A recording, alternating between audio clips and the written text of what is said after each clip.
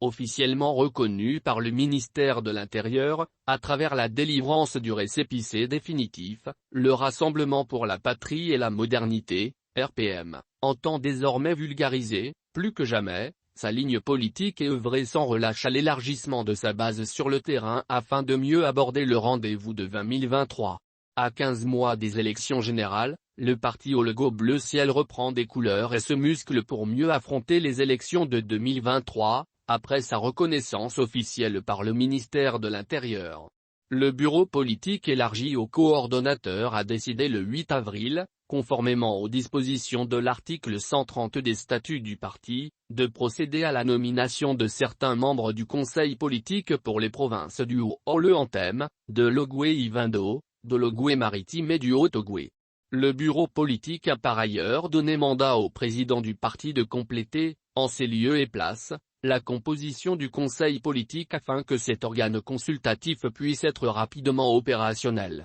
De même, il a mis en place sous la présidence du troisième vice-président, un groupe de travail chargé de l'identification des cadres à promouvoir dans différents organes dirigeants du parti, a déclaré le porte-parole du RPM, Pierre Ndomeil. Fier et satisfait des militants et cadres du parti qui n'ont pas cédé au découragement, malgré les multiples œuvres de déstabilisation orchestrées à l'encontre du RPM, le bureau politique a appelé ses militants au renforcement de l'unité et à la cohésion du parti. De même, il a encouragé Alexandre Barraud-Chambrier à poursuivre et à intensifier les rencontres avec les populations afin de mieux faire connaître le RPM ainsi que le sens de son combat pour l'alternance au sommet de l'État.